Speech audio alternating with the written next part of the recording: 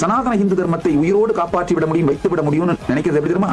சொந்த காசுல சூனியம் வச்சுக்கிறது மட்டும் இல்ல, மெக்கலே எஜுகேஷன் தான் கொடுக்க வேண்டியதா இருக்கு. என்ன கொடுமை பாருங்க. ஹாப்பி கோஎக்ஸிஸ்டிங் மட்டும் இல்லைங்க, ஃபிளரிஷிங் சிவிலைசேஷனா நாம இருந்தோம், இருப்போம். அந்த சிவிலைசேஷனல் கண்டியூசிவ் தர்மம் நம்ம சனாதன இந்து தர்மம். இப்போ ஒரு ஆர்கனைசேஷன் இன்ஸ்டிடியூஷன் மட்டும் ஐலண்ட் மாதிரி இந்து மதத்துக்காக வச்சிருந்து சனாதன இந்து தர்மத்தை உயிரோடு காப்பாற்றி விட முடியும், வைத்து விட முடியும்னு நினைக்கிறது எப்படி தெரியுமா? உங்க கிட்னி, லிவர், இன்டெஸ்டைன், கை, கால், கண் எல்லாத்தையும் வெட்டி தூக்கி போட்டு உங்க ஹார்ட்டை மட்டும் வச்சிருந்து அப்படியே அது துடிக்கிறதுக்கு ஆர்டிபிஷியல் மெஷின்ஸ் வச்சு அந்த ஹார்ட்டை துடிக்க வச்சிட்டு இருந்தா அப்ப நீங்க உயிரோடு இருக்கீங்கன்னு அர்த்தமா? வெறும் ஆர்கனைசேஷன் மூலமா சனாதன இந்து தர்மத்தை உயிரோட வச்சிட முடியும்னு நினைக்கிறவங்க எல்லாருமே இந்த தப்பு தான் பண்ணிட்டு இருக்கீங்க.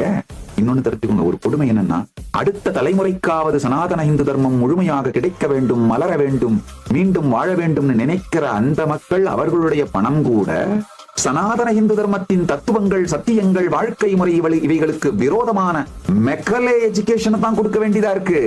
என்ன கொடுமை பாருங்க. சொந்த காசுல சூனியம் வச்சுக்கிறது மட்டும் இல்ல, அந்த சூனியம் அழிக்கிறதுக்கு ரொம்ப டைம் எடுத்தா என்ன பண்றதுக்காக சொந்த காசுல தூக்கு கயிறையும் வாங்கி கீழே சூனியத்தையும் கழுத்துக்கு தூக்கு கயிறையும் மாட்டிக்கிட்டு தொங்குறது.